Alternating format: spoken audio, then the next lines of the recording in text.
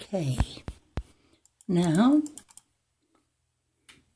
to start again with Summa, I'll let a few of my little orb pictures go by first and just say to you a little before I begin that I read several more pages of this book last night, and it really gets deep into the things that I read in the book I called Kabbalion, the Hermetic principles, the law of vibration, the law of gender, the law of cause and effect. All of those are gone into quite a bit deeper, I think, in this book. I think you're going to enjoy this, but it goes very, very deep. And I'm taking my time with it, trying to understand it more as I go. Maybe I will leave it on the orbs while I read, although when I move the mouse, it makes the orbs stop, and I have to stop and start that all the time. This is where I ended with the last one. The basic knowledge of these principles forms the esoteric teachings of every race and religion. Even the most ancient teachings of India and Egypt have their roots in these principles.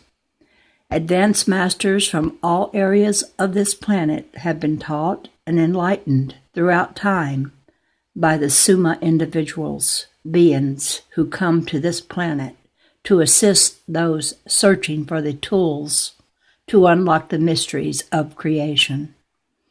It is from these evolved entities, the continuum, that the master key has been obtained.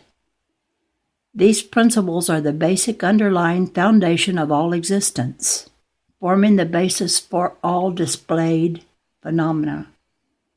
Just as all music is an orchestration of the fundamental tones of a musical scale, all material existence is an orchestration of the principles. Just as all color is a combination and expression of the primary colors, all existence is a combination and expression of the principles. The principles within this book are so powerful that despite the many different teachings which have evolved, there may still be found certain basic similarities between the many religious theories entertained today. The student of comparative religion will be able to perceive the influence of the eternal principles in every known religion, whether it be a dead religion or a living one.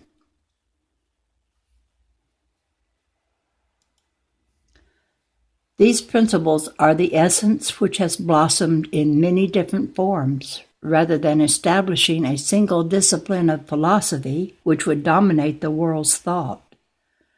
Nevertheless, these principles have been restored to their purity by the Summa individuals at this time. Naturally, undeveloped students will not comprehend these principles, for they are reserved for the few who are ready to master them. Once again, there are a few individuals who are being initiated into the mysteries of these principles by advanced beings, for the purity of the teachings has degenerated. That is why so many people are so uncomfortable with the current forms of religious practice. These initiates may not receive popular approval, yet they are indifferent to those conditions, for they know how few in each generation are ready for this knowledge. These pearls of wisdom are for the few who recognize their value and hold them deep in their souls as vehicles of spiritual progression. Regarding the transmission of the Master Key to those ready to receive it, it has been said, "Where is heard the voice of the Master, the open mind of those ready for the teaching listens." But the teacher's customary attitude has always been strictly in accordance with another principle. The voice of wisdom is silent except to the open mind. Contrary to popular opinion, these initiates never sought to become martyrs. However, there are certain principles which, when publicly promulgated, bring great cries of scorn and persecution from the so-called religious. Yet a few are capable of understanding the principles and have advanced along the path with the teacher. In this work, the master key is taught by the Summa individuals, is given to you. These are fundamental principles of creation. These are the working principles, and it is left to you to apply these principles for yourself.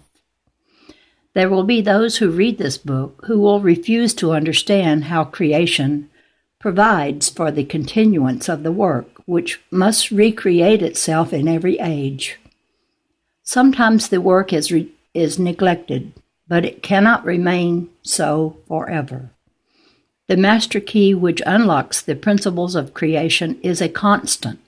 However, the application is best adapted from age to age. If you are truly searching for the keys to creation, you will be able to resolve and apply these principles. If not, then you must develop yourself in other ways, for these principles will be nothing more to you than words, words, words. There's a little footnote. Throughout history, countless writings have referenced the principles of creation in one way or another. The majority of writings indirectly reference the principles, given only hints that may allude to their existence.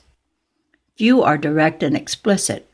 Over time, the information tends to become fragmented or distorted and incomplete, but eventually it is recompiled and returned to a pure fundamental form. In addition, styles, languages, and methods of communication continue to evolve.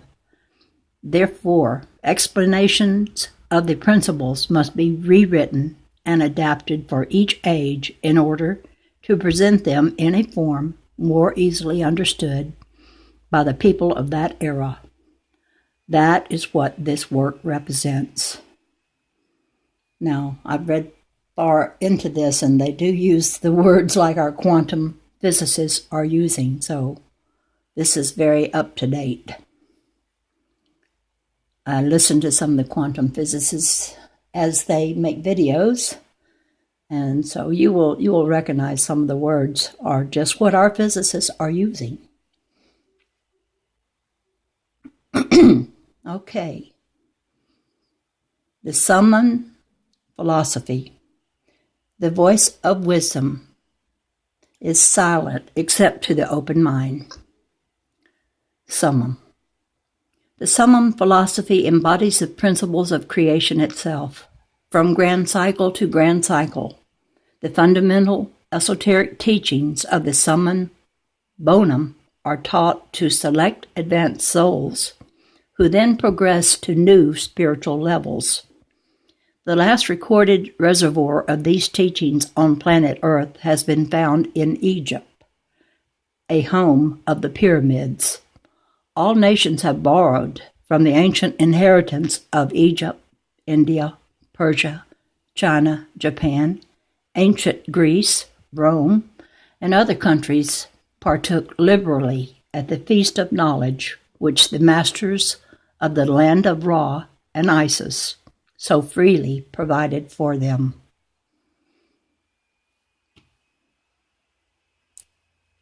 At the ascension of the grand cycles, the Summa individuals enlighten the souls and minds of those ready to receive the knowledge. These Summa individuals are referred to as the Netters.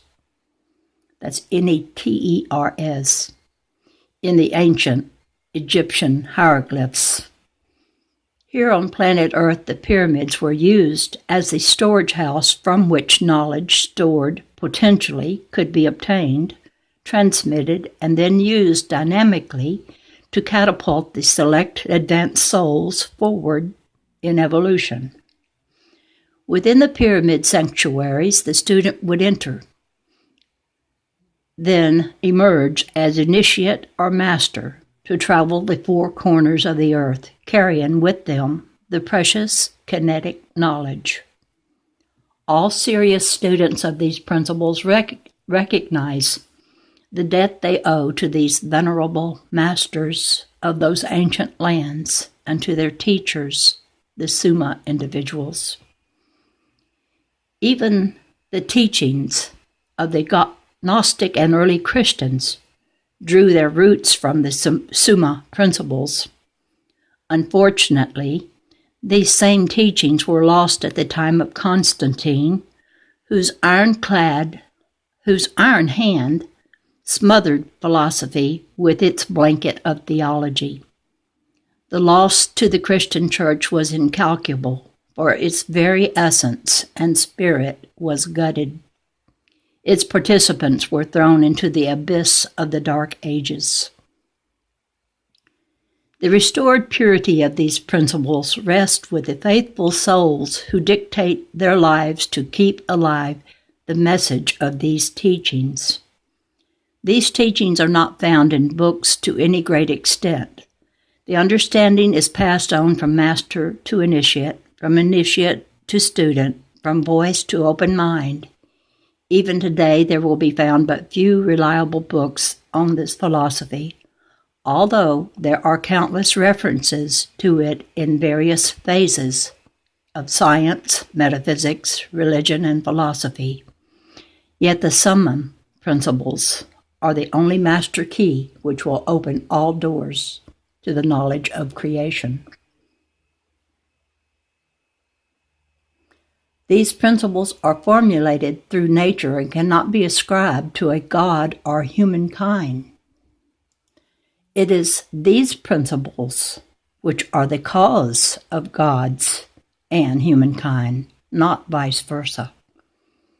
It is not possible to understand these principles using the intellect alone, for they must be experienced, and humankind, through its experience, must evolve to this understanding. The law of knowledge must be applied to all principles for one to have real knowledge rather than just belief.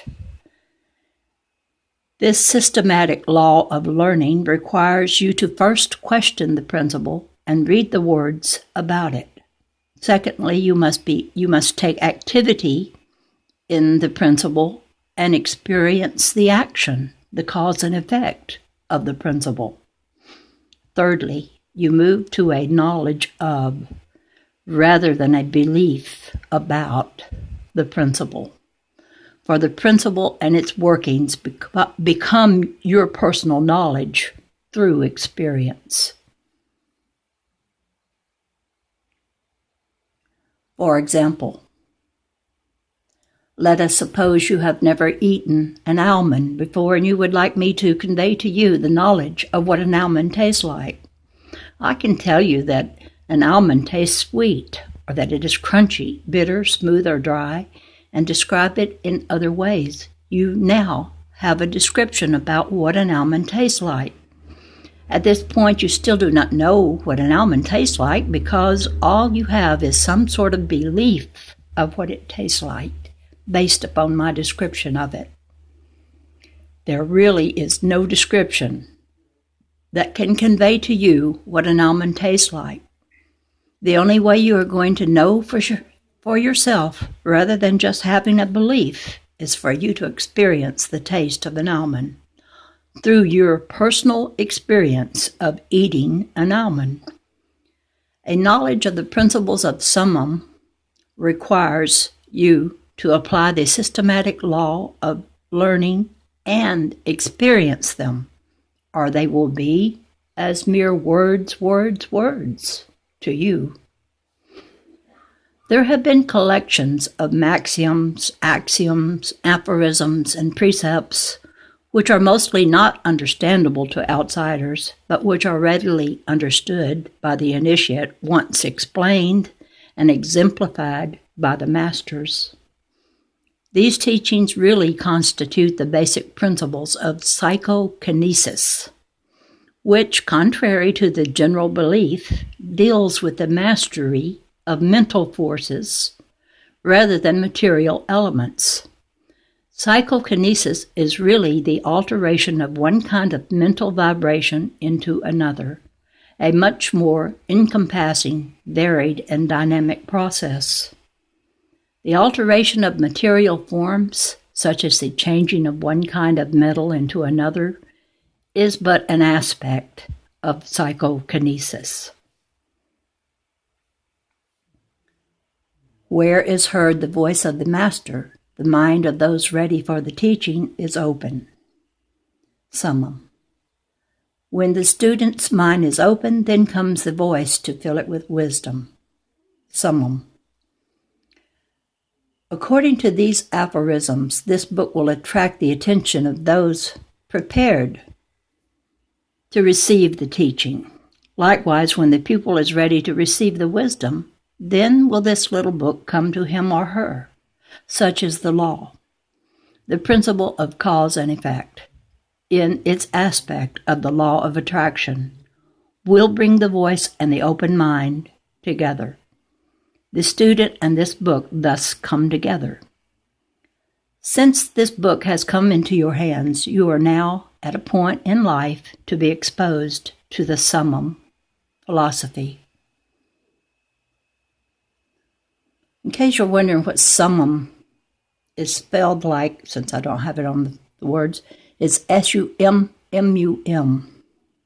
And I hope I'm saying it right. Okay. Nothing and possibility. I had to read this several times to get this. Here we go. Nothing and possibility come in and out of a bond infinite times in a finite moment. Read that again. Nothing and possibility come in and out of bond infinite times in a finite moment. Eons ago, the material universe and everything within it exploded into being. The creation of the material universe is the single known paramount event from which all other known events precipitate.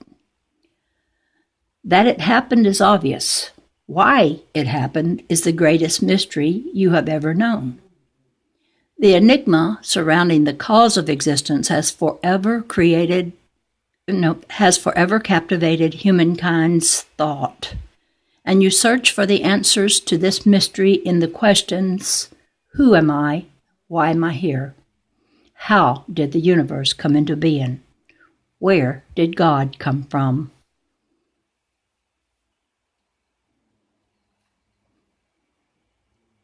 The grand principle of creation is presented here for your examination. It is the answer to the greatest mysteries which dwell within the thinking human mind. No record of this principle may be found anywhere except within this book. With diligence and openness, study, learn, and apply the principles and techniques presented in this work. As you progress, you will gain an understanding and come to know the grand principle of creation. Before the material universe manifested, there was no thing. If there was no thing or nothing, then it must have been possible for nothing to be. If it is possible for no thing to be, then it must be possible for everything to be. All matter, space-time, all relativity, all this must be possible.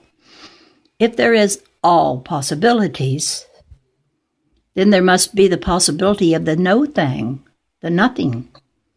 In the same fashion, it must be possible for all things to be. Summum. Automatically, with no beginning and no end, do these grand opposites come in and out of bond infinite times in a finite moment, therefore creating a series of infinite events. These infinite events held within the finite moment of singularity manifest as infinite conceptualized energy that is then externalized through phenomena, inconceivable projections, limitless in number. Among these countless projections, one produced your universe through an extreme, rapid expansion, what has been called the Big Bang, an event. In essence, there are infinite Big Bangs creating infinite universes whose origin is an eternal, finite moment of infinite events, all produced by nothing and possibility. And I'm going to conjecture here some on my own. I was thinking what we call nothing, we would think it like empty space, There's nothing there in the empty space, but yet we know there are because we know all these little waves that we can't see go through empty space to power our electronic gadgets, our TVs and our cell phones, and there's all this stuff moving around invisibly in empty space, so it's not empty. But when we think of nothing, we think of something that just isn't there. But that's because we have a physical description of nothing as no thing, nothing that is matter. But I think with our Creator, nothing is something, but it's something we don't know much about at all. So it's going to sound strange when I say this something comes from nothing, but that's really what this is pretty much saying as you'll see as I go along. So this no thing is what I will be talking about. And let me get back on to the next page. A corollary to this grand principle is it is impossible for two things to join in harmony or discord without the presence of a third, for a bond must exist to unite them. The copulation generates summum. The copulation, the joining together of this nothing and something, and possibilities, rather. It is the bonding of nothing and possibility infinite times within this finite moment, which is the birth of the cosmos and all subsequent events. It takes the joining of two to make one, summum. When I say summum, that's a statement by Summum, and he puts his name after his statements. I've never heard of God called Summum, so this is all very new to me, although some of these principles I've read about before. Okay, now, next page. Get this going again. Although your physicists and astronomers have determined the origin of the material universe, they are incapable of determining the moment just prior to the Big Bang. This cannot be examined by formulas because formulas use the methodology of the material universe. Just prior to the event, singularity, space-time, and therefore matter, did not exist. So it is impossible to make formulations based upon the non-reality of these systems. To be totally correct, one would have to say there was no moment just prior to the Big Bang, for time did not exist. So when physicists try to examine the origin of the creation, they must be confined to studying philosophical states, and they are not comfortable doing this at this time. Physicists who deal in quantum mechanics state, you cannot objectively observe something without changing it in the process. This statement is based upon what is termed the uncertainty principle, which means that when you observe one aspect of a thing, such as an electron, you are forever uncertain of any other aspects of that same thing. Consequently, they are restricted to using collections of probabilities in describing the motion of things. Further, they state that the existence of the collection of probabilities establishes what would happen if an observation occurred.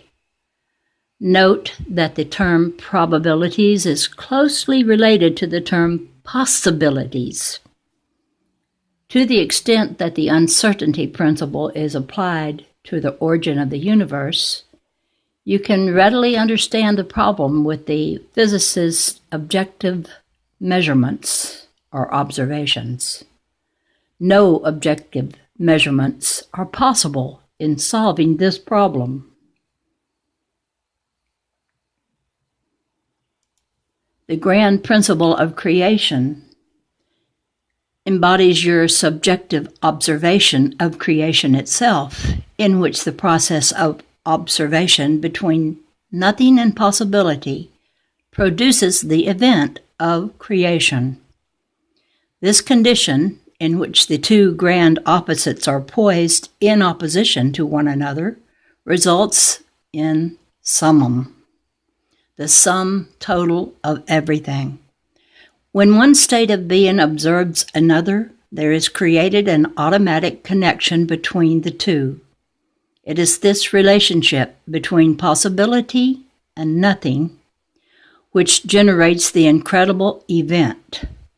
The event includes all outward manifestations and appearances, which you know under the terms of the material universe, the phenomena of life, matter, energy, space-time, distance, speed, relativity, and in short, all that is apparent to your material senses.